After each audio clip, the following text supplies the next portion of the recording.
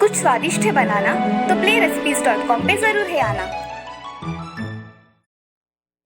उदयपुर नाम के राज्य में राजा वीरसेन राज्य करता था। वीरसेन बहुत ही साहसी किस्म का राजा था। उसे एक राजकन्या थी जिसका नाम था हेमलता। राजकन्या दिखने में बहुत ही सुंदर थी, मगर उसका स्वभाव बहुत जिद्दी था। वो मन में जो ठानती वो पूरा होने तक वो चुप नहीं बैठती थी। एक दिन हेमलता को पता चलता है कि उदयपुर राज्य के दक्षिण दिशा की ओर एक बहुत ही सुंदर बाग है जो कि बहुत कल्पकता से बनाई हुई है। हेमलता अपने पिता के पास जाती है और बहुत प्यार से उन्हें पूछती है, पिताजी, मुझे आज एक सुंदर बाग के बारे में पता चला है जो दक्षिण दिशा के पहाड़ी पर है। मुझे वो बाग देखनी है। राजकुमारी, आप वहां नहीं जा सकती और मैं आपको वहां जाने की अनुमति नहीं दे सकता। मगर क्या हुआ पिताजी, आप मुझे वहां जाने से मना क्यों कर रहे हैं? राजकुमारी, वो पहाड़ भूतों से भरा हुआ है। मैं आपके लिए वैसी ही बाग हमारे राजमहल में बनवा दूंगा। आप जैसी चाहे वैसी बनाएंगे, मगर मैं आपको वहां जाने की अनुमति नहीं दे सकता। नहीं पिताजी, मुझे वही पहाड़ की बाग देखनी है। राजकुमारी की जिद देखकर राजा भी कुछ न कर सके और राजकुमारी को जाने की इजाजत दे दी। राजकुमारी, आप उस पहाड़ी पर जाओगी, मगर शाम होने से पहले आपको उस पहाड़ी से नीचे उतरना है। वहां पहाड़ी पर भूत रहते हैं। आपको वहां पर किसी भी चीज को हाथ नहीं लगाना है। अगर आप शाम होने से पूर्व उस पहाड़ी से नहीं उतरी तो अनर्थ हो जाएगा। आपको ये बात ध्यान में रखनी है। हाँ पिताजी, मैं आपकी बात ध्यान में रखूंगी। शाम होने से पहले ही पहाड़ी से नीचे उतरूंगी। ठीक है। सैनिकों, मांत्रिक को बुलाया जाए। महाराज, आपने बुलाया? मैं आपकी क्या सेवा कर सकता हूँ? आओ मांत्रिक। राजकुमारी भूतों वाली पहाड़ी पर जाना चाहती है। आप उसे उसके संरक्षण के लिए कुछ दीजिए। हाँ महाराज, अवश्य। ऐसा कह के मांत्रिक हाथ में काला धागा लेके कुछ मंत्र बोलता है और वो धागा राजकुमारी के गले में बांधने के लिए देता है। जब तक ये धागा राजकुमारी के गले में है तब तक भूत उसका बाल भी बांका नहीं कर सकते। धन्यवाद मांत्रिक जी। राजकुमारी अब बहुत ही उत्सुक होती है। वो रात को ही पहाड़ी पर जाने की तैयारी कर लेती है। सुबह जल्दी उठकर वो निकलती है। सफर बहुत लंबा होने के कारण उसे 3 से 4 घंटे लगते हैं। राजकुमारी अब पहाड़ के पास पहुंचती है। अपना घोड़ा नीचे पेड़ से बांधकर वो पहाड़ पर चढ़ने लगती है। पहाड़ के बीचों बीच आकर उसे दाईं तरफ एक अद्भुत और सुंदरता से भरी बाग दिखाई देती है। राजकुमारी मंत्रमुग्ध होकर उस बाग को देखने लगती है। उसे वो बाग बहुत अच्छी लगती है। तभी जोर से हवा का झोंका आता है और वो नीचे गिर जाती है। उठ के देखती है तो उसके गले का काला धागा कहीं गिर जाता है। वो थोड़ी डर जाती है। अब वो आगे बढ़ती है तो उसे एक सफेद रंग का खरगोश दिखाई देता है जिसकी आंखें सुनहरे रंग की है। वो बहुत ही सुंदर था, इसीलिए राजकुमारी ने उसे पकड़ा और गोद में उठा लिया। वो उसे हाथ से सहलाने लगी। क्यों रे शैतान, कहाँ भाग रहा था? अब पकड़ ही लिया ना। खरगोश से बात करते करते उसका समय पर ध्यान ही नहीं रहा। शाम होने को आई और उसे पहाड़ी से नीचे भी उतरना था। तभी उसके सामने एक लंबा चौड़ा भूत आके खड़ा हो गया। वो जोर जोर से गुर्राने लगा। हेमलता जोर से चिल्लाई और उसके हाथों में जो खरगोश था वो बड़े चूहे में बदल गया था। उसे देख के वो डर गई। उसने उस चूहे को फेंक दिया। भूत को देख के वो बेहोश हो गई और जब होश आया तो वो एक अंधेरी गुफा में कैद थी। वहां कोई नहीं था। वो जोर जोर से रोने लगी और उसके पिताजी की बात ना मानने पर पछतावा करने लगी। वहां दूसरी ओर महाराज चिंता में डूब गए। शाम हो गई मगर राजकुमारी अब तक महल नहीं लौटी थी। दूसरा दिन निकलता है, फिर भी राजकुमारी का कोई पता नहीं होता। तभी महाराज अपने कुछ विशेष सैनिकों को राजकुमारी की खोज में भेजते हैं। सैनिक उस पहाड़ी के पास जाते हैं मगर उनमें से कोई भी पहाड़ पर जाने की हिम्मत नहीं करता। राजकुमारी वहां ना दिखने की वजह से हताश होकर वो राज्य में लौट आते हैं। राजा उन्हें खाली हाथ आते देख बहुत विचलित होता है और एक फरमान निकालता है। जो भी राजकुमारी को ढूंढ के लाएगा उसे उदयपुर का आधा राज्य दिया जाएगा। ये फरमान सारे गांव में भेजा जाता है, मगर जो भी पहाड़ के पास जाता वो निराश होकर लौट आता था। उधर राजकुमारी अपने पिताजी की और राजकुमार सारंग की याद निकालकर रो रही थी। राजकुमार सारंग दूसरे राज्य का राजकुमार था। दोनों भी एक दूसरे को बहुत पसंद करते थे। गुफा में राजकुमारी को रोता देख वहाँ एक बूढ़ा खरगोश आता है। राजकुमारी, रोइए मत, कुछ भी नहीं होगा और यहाँ से भागने की कोशिश भी मत करना, वरना भूत तुम्हें मार डालेगा। ये बात सुनकर राजकुमारी डर जाती है और किसी के आने का इंतजार करने लगती है। अब राजकुमार सारंग भी राजकुमारी की तलाश में पहाड़ी पर चला जाता है, मगर वो भी वापस नहीं आता। ये सब देखकर महाराज चिंतित और दुखी हो जाते हैं। रानी तो ये खबर सुन के अन्न त्याग कर देती है। एक दिन चित्रवीर नाम का एक नौजवान लड़का महल में आता है और महाराज से कहता है, महाराज, मैं उस भूतिया पहाड़ी पर जाकर राजकुमारी को खोजना चाहता हूँ, अगर आपकी आज्ञा हो तो। ये सब सुनकर महाराज प्रसन्न हो जाते हैं और उसे जाने की आज्ञा देते हैं। चित्रवीर उस पहाड़ी के पास आता है। उसे कुछ भी समझ नहीं आता कि राजकुमारी को भूतों से कैसे छुड़ाए। वो सोच में पड़ जाता है। तभी उसे एक पेड़ के नीचे राजकुमारी और राजकुमार का घोड़ा पेड़ से बंधा हुआ दिखाई देता है। वही पास वाली शिला पर एक साधु ध्यान में मग्न होते हैं। चित्रवीर वहां जाकर उनके सामने हाथ जोड़ के बैठता है। साधु आंखें खोलते हैं। प्रणाम बाबा, मुझे इस पहाड़ी पर जो राजकुमारी कैद है उसे छुड़ाना है। अगर आप मेरी कुछ सहायता कर सके तो बहुत कृपा होगी। अच्छा तो ये बात है, मैं सारी बात समझ गया हूँ। तुम ऐसा करो, पहाड़ पर चढ़ते हुए जाओ। पहाड़ी के बीचों बीच जो सुंदर बाग दिखाई देगी वो मन को बहुत लुभाने वाली होगी। तुम्हें वहां नहीं जाना है। उसी रास्ते से आगे चल के भूतों की गुफा के पास तुम्हें जाना है। वहां जाते ही अपनी आंखों में ये लेंस डाल लेना। ये लगाने से तुम किसी को भी नहीं दिखाई दोगे। बाद में तुम राजकुमारी को अपने कंधे पर बिठा के गुफा के बाहर लेके आना। राजकुमारी को गुफा में ना पाकर भूत बाहर आके तुम्हारा पीछा करेंगे। तुम दोनों जोर से दौड़ना और अगर भूत ने पकड़ लिया तो राजकुमारी को नृत्य करने कहना। राजकुमारी का नृत्य देखकर भूत विचलित हो जाएंगे।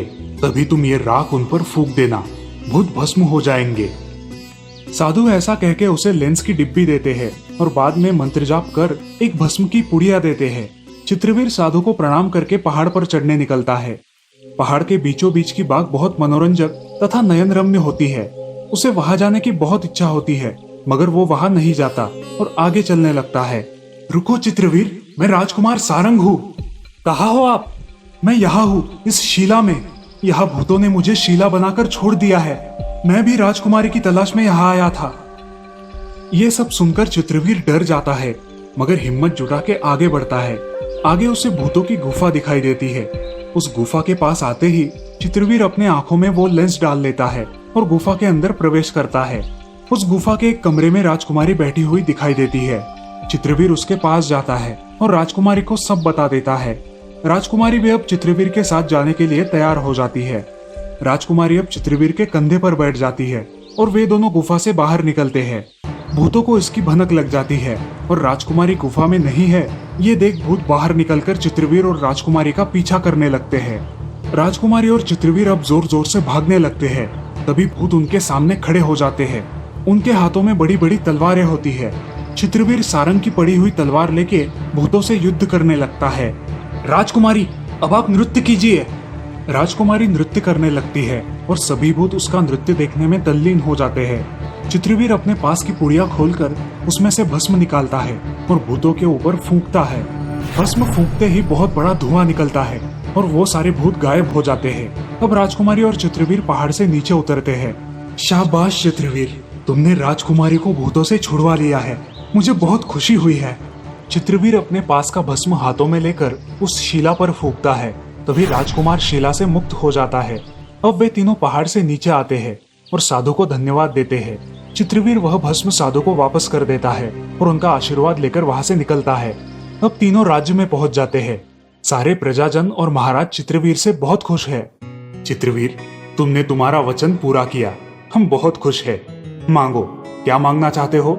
महाराज, राजकुमार सारंग और राजकुमारी हेमलता का विवाह कर दिया जाए।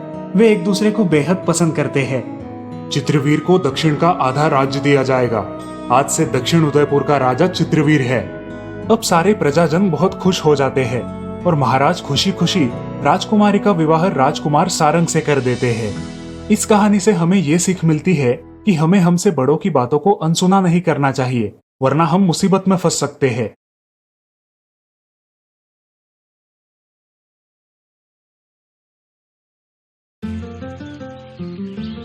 मुकेश गोलेवाला श्रीरामपुर में सबका चहीता था। बच्चे, बूढ़े, जवान सभी उसके आने का इंतजार किया करते थे। माँ, मुकेश काका कब आएंगे? अभी समय है, आ जाएंगे। और जैसे ही मुकेश गांव आता तो सारे बच्चे उसकी ओर भागने लगते। मुझे लाल गोला चाहिए। मुझे पीला। मुझे हरा। काका, मुझे लाल और हरा दोनों चाहिए। अभी देता हूँ, ये लो। मुकेश हंसते खेलते सभी बच्चों को गोले खिलाया करता था। रोज सुबह मुकेश आइस फैक्ट्री जाता था। अरे लल्लन भैया, आज मुझे अपना वही फिल्टर किए हुए पानी वाला 10 किलो बर्फ दे दो। हाँ हाँ, दे देता हूँ, लाओ 100 रुपए। क्या भैया, हर दिन दाम बढ़ाते ही रहते हो? अब मैं क्या करूँ, महंगाई इतनी बढ़ गई है और पानी फिल्टर करने में भी बहुत खर्चा आता है। तुझे कितनी बार बोला है कि सस्ता वाला बिना फिल्टर किए हुए पानी का बर्फ ले ले, लेकिन तू मानता ही नहीं। नहीं भाई, चाहे मैं कम कमाऊं, लेकिन ग्राहकों की सेहत अच्छी रहना जरूरी है। अब तेरी मर्जी। मुकेश लल्लन को 100 रुपए दे देता है और 10 किलो फिल्टर किए हुए पानी का ही बर्फ खरीद लेता है। अब वहां से मुकेश गांव में गोला बेचने निकल पड़ता है। वो गांव में अलग अलग जगह रुककर गोले बेचा करता था, लेकिन जहां भी वो रुकता, लोग उसकी ओर दौड़े चले आते थे। कभी कभार मुकेश अपने बेटे विनोद को भी अपने साथ गोला बेचने ले जाया करता था। समय बीता गया और मुकेश बूढ़ा हो गया, और अब हर दिन मुकेश और विनोद साथ ही गोला बेचते थे, क्योंकि मुकेश में गोले की गाड़ी ढकेलने की ताकत नहीं रही थी। अब लगता है कुछ दिनों में तुम्हें अकेले ही ये व्यापार संभालना होगा।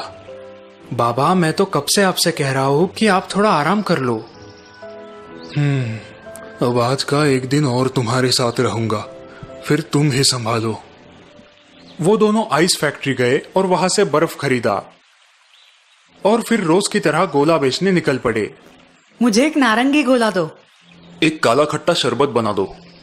दिन भर घूम घूम कर थक हार के दोनों घर पहुंच गए। कल से तुम अकेले जाओगे, सब अच्छे से संभालना।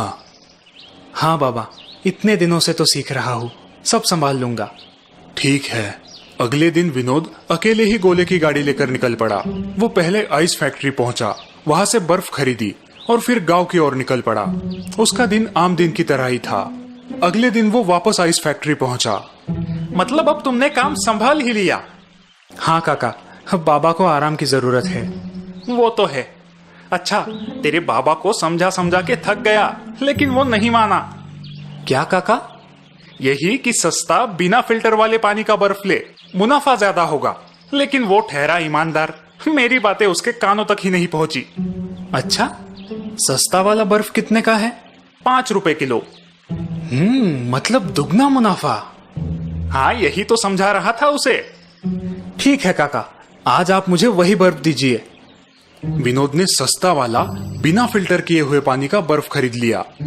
रोज की तरह वो गांव में गोले बेचने निकल पड़ा। बच्चे, जवान, बूढ़े सभी ने गोले और शरबत खरीदी। विनोद खुश था क्योंकि उसका मुनाफा दुगना हो चुका था। ये सिलसिला कई दिनों तक चलता रहा। फिर एक दिन एक फूड इंस्पेक्टर विनोद के गाड़ी के पास आया। उसने 2 गोले खरीदे और अपनी कार में जाकर उनका टेस्ट करने लगा। इंस्पेक्टर ने उस बर्फ के पानी में बहुत सारी अशुद्धियां पाई। उसे उसमें कुछ बीमारी फैलाने वाले बैक्टीरिया भी नजर आए। फिर उस कार से इंस्पेक्टर के साथ 2-3 पुलिस वाले उतरे। उन्होंने विनोद को गिरफ्तार कर लिया। साहब मेरी क्या गलती है? दूषित और बिना फिल्टर किया हुआ पानी इस्तेमाल करता है, लोगों की सेहत से खिलवाड़ करता है और पूछता है मेरी क्या गलती। पुलिस वालों ने विनोद को जेल में डाल दिया और वो फूट फूट कर रोने लगा। विनोद को समझ आ गया था कि क्यों उसके बाबा महंगा और फिल्टर किए हुए पानी का ही बर्फ खरीदते थे। दुगने मुनाफे के लालच में उसे सजा हो गई। इसीलिए लालच से दूर रहना ही भला है।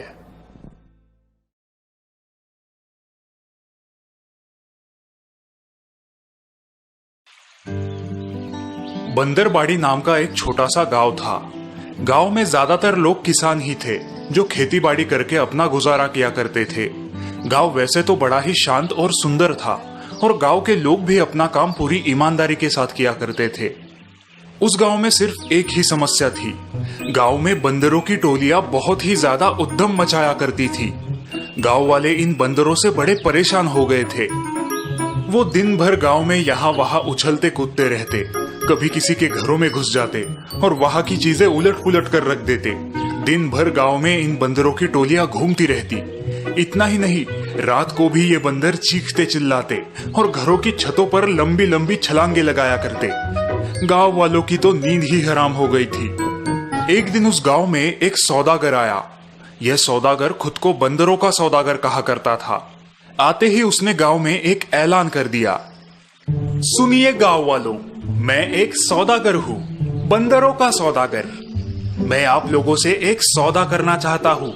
मुझे यकीन है कि यह सौदा आप सबके लिए फायदेमंद साबित होगा। कैसा सौदा भाई, जरा खुल के बताओ। हाँ हाँ बताता हूँ जी। मैंने देखा है कि इस गांव में बंदरों ने बड़ा उद्यम मचाया है। इस बारे में मैं आपकी मदद कर सकता हूँ। नेकी और पूछ पूछ, हमें सौदा मंजूर है। अरे भाई, पहले उसकी पूरी बात तो सुन लो। बिल्कुल ठीक कहा आपने। तो सौदा ये होगा कि आप लोग बंदरों को पकड़ के मुझे लाके दोगे और मैं हर एक बंदर के पीछे आपको 10 रुपए दे दिया करूंगा। बंदरों को पकड़ने के 10 रुपए? अरे वाह, ये तो बड़ी अच्छी बात है। कहा था ना मैंने कि यह सौदा आपके लिए फायदेमंद साबित होगा। आपको पैसे भी मिलेंगे और इस गांव में बंदरों ने जो उद्यम मचाया है वो भी कम हो जाएगा। और फिर क्या, दूसरे ही दिन से सारे गांव वाले हाथ धो के बंदरों के पीछे पड़ गए। अपना काम धाम छोड़ के वे सब अब बंदरों को पकड़ने का काम करने लगे। सबको 10 रुपए जो कमाने थे। धीरे धीरे गांव में बंदरों की संख्या कम होने लगी और गांव वालों को बंदरों को पकड़ना मुश्किल होने लगा। बंदरों की संख्या घटते ही गांव वालों का उत्साह भी कम होने लगा। लेकिन सौदागर ने अब फिर एक नया ऐलान किया। वो हर एक बंदर के पीछे गांव वालों को 20 रुपए देने के लिए तैयार था। फिर क्या, गांव वालों का उत्साह फिर से बढ़ गया। वो बंदरों को चुन चुन के पकड़ने लगे। उन्हें 20 रुपए जो मिल रहे थे। लेकिन आखिरकार गांव के सारे बंदर अब पकड़े जा चुके थे। गांव में एक भी बंदर अब ढूंढने से भी ना मिलता था। तभी सौदागर ने फिर से एक नया ऐलान किया। वो अब गांव वालों को हर एक बंदर के पीछे 30 रुपए देने के लिए तैयार था। अब गांव वाले 30 रुपए की लालच में आकर जंगल में जाकर बंदरों को पकड़ने लगे। लेकिन थोड़े ही दिनों में जंगल के बंदर भी साफ हो गए। सौदागर ने अपना दाम फिर से बढ़ाया। वो अब हर एक बंदर के पीछे 50 रुपए देने के लिए तैयार था। सौदागर ने अपना कारोबार अपने एक दोस्त के हाथों में सौंपा और वो खुद कुछ दिनों के लिए दूसरे गांव व्यापार के लिए चला गया। यहाँ पर गांव वाले बड़े परेशान हो गए थे कि आखिर वो बंदर पकड़ के लाए तो लाए कहां से। हर एक बंदर के पीछे 50 रुपए, ये एक भारी कीमत थी। वे सब इस बात पर सोच ही रहे थे कि उस सौदागर के दोस्त ने गांव वालों के सामने एक बड़ा ही अजीब प्रस्ताव रखा। सुनिए गांव वालों, आप सभी मुझसे 40 रुपए में बंदर खरीद लीजिए और सौदागर के लौटते ही उसे वही बंदर 50 रुपए में बेच दीजिए। इससे आपका फायदा भी होगा और आपको बंदरों को पकड़ने की झिक-झिक भी नहीं करनी पड़ेगी। क्यों, ठीक कह रहा हूं ना? यह सौदा अजीब तो था लेकिन फायदेमंद था। सभी गांव वाले अब बंदरों को खरीदने के लिए दौड़ पड़े। सभी लोग ज्यादा से ज्यादा बंदर खरीदना चाहते थे ताकि आगे जाके उन्हें ज्यादा मुनाफा मिले। बंदरों के खरीदने की बोली पर अब गांव में झगड़े भी होने लगे। बंदरबाड़ी का वातावरण अब ईर्ष्या और झगड़े से प्रदूषित हो गया था। जल्द ही वो सारे बंदर लोगों ने खरीद लिए और वे सौदागर के लौटने का इंतजार करने लगे। उसी रात सौदागर के दोस्त ने अपना सारा सामान समेट लिया और वो उस गांव को छोड़ के चला गया। उस दिन के बाद ना ही वो सौदागर उस गांव में लौट के आया और ना ही उसका वो दोस्त। गांव वालों को अपनी गलती का एहसास बड़ी देरी से हुआ। सौदागर और उसके दोस्त ने मिलके बंदरबाड़ी के गांव वालों को चूना लगाया था। उन दोनों ने बड़ी चालाकी से वही बंदर गांव वालों को बेच दिए थे जिनसे वे छुटकारा पाना चाहते थे। बंदरबाड़ी में अब लोग कम और बंदर ज्यादा दिखाई देते थे। आखिर यूं ही उस गांव का नाम बंदरबाड़ी थोड़ी ही ना पड़ा है। पता नहीं वो सौदागर और उसका दोस्त अब कहां पर है। बंदरबाड़ी के लोग उन्हें आज भी ढूंढ रहे हैं। कहीं आपको नजर आए तो बताइएगा जरूर।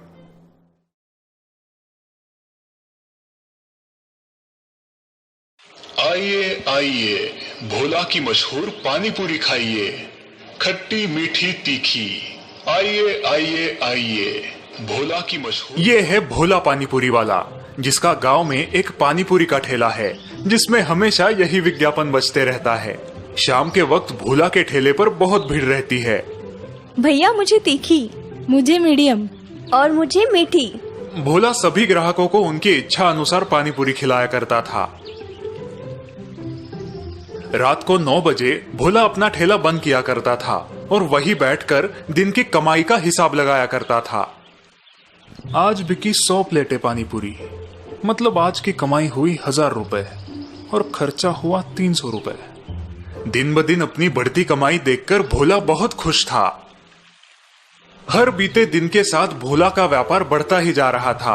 अब वो अकेला इतने सारे ग्राहकों को नहीं संभाल सकता था। भैया मुझे तीखा। मुझे भी तीखा। मुझे भी। अब भोला को लगने लगा कि उसे कोई सहायक रख लेना चाहिए। अगले दिन जब भोला अपना ठेला लगा रहा था तो उसका दोस्त कृष्णा उसके पास आया। तो भाई भोला, क्या हालचाल है? एकदम बढ़िया, तू बता। बस वही काम ढूंढ रहा हूँ। बहुत सही समय पर आया है तू। मैं अपनी मदद के लिए एक सहायक ढूंढ रहा हूँ। अरे वाह, तो मैं हूँ ना तेरा सहायक। भोला को अपना सहायक मिल गया और कृष्णा को अपनी नौकरी। उसी दिन से कृष्णा भोला की मदद करने लगा। अब जब भी भीड़ होती तो भोला को कोई परेशानी नहीं होती क्योंकि कृष्णा उसकी मदद किया करता था। वे दोनों सारा काम साथ में करने लगे और हमेशा की तरह आज भी ठेला बंद करने के बाद भोला हिसाब लगाने लगा। आज कुल 180 प्लेटें पानी पूरी बिकी, मतलब 1800 रुपए।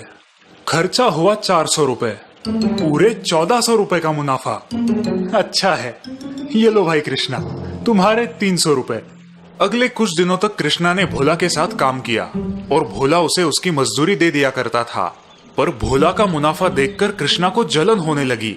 एक सुबह कृष्णा हिसाब करने बैठा। एक दिन के 300 रुपए। पिछले एक महीने में मैंने 9000 रुपए कमाए हैं। ये तो ठीक है, लेकिन भोला रोज का 1200 रुपया मुनाफा कमाता है। इस हिसाब से वो 36,000 रुपए कमाता है। बाप रे, ये तो बहुत ही ज्यादा है। कृष्णा सोचने लगा कि कैसे वो भी भोला की तरह ज्यादा पैसे कमाए। अगर मैं भी पानी पूरी का ठेला लगाऊं तो? और बस तब से कृष्णा भोला के पीछे लग गया। भाई, ये ठेला लगाने में तो बहुत ज्यादा पैसे लगे होंगे ना? तुमने इतने सारे पैसे कहाँ से लाए? ज्यादा नहीं, बस 3000 लगे थे और उसके लिए मैंने अपनी माँ के कंगन गिरवी रखे थे। भोला कृष्णा को अपना दोस्त समझकर सब कुछ बताता रहा। अगले दिन, भाई मैं सोच रहा हूँ अगर तुम मुझे सामान कहाँ मिलता है ये बता देते तो रोज मैं सामान ले आता, तुम्हारा भार कम हो जाता। हाँ क्यों नहीं कृष्णा। भोला को कृष्णा पर पूरा विश्वास था। भोला उसे अपने साथ बाजार ले गया और उसे सब दुकानें बताई जहां से वो सामान खरीदता था। कुछ दिन बाद, अब मुझे हर चीज पता है और मेरे पास पैसे भी है। यही सही समय है अपना ठेला डालने का। और अगले दिन भोला के बगल में एक और पानी पूरी की गाड़ी खुली। कृष्णा की मजेदार पानी पूरी, आइए चखिए नए जमाने की नई पानी पूरी। कृष्णा का ठेला देखकर भोला दंग रह गया। तूने मेरे साथ धोखा किया? मैंने कोई धोखा नहीं किया, ये दुनिया का दस्तूर है। चेला कभी ना कभी गुरु पर भारी पड़ता ही है। मैं ही मूर्ख था जो तुझे अपना दोस्त समझ बैठा था। अब गांव में एक साथ 2-2 विज्ञापन सुनाई देने लगे। आइए आइए, भोला की मशहूर पानी पूरी खाइए, खट्टी मीठी तीखी। आइए आइए आइए, कृष्णा की मजेदार पानी पूरी, आइए चखिए नए जमाने की नई पानी पूरी। और इस वजह से भोला के ग्राहक भी कम हो गए। उसके आधे ग्राहक कृष्णा के ठेले पर जाने लगे। मुझे तीखी चाहिए। इतनी बस या और तीखी? और बेचारा भोला ऐसी परिस्थिति में था कि वो कुछ नहीं कर सकता था क्योंकि भोला ने खुद आस्तीन में सांप पाला था।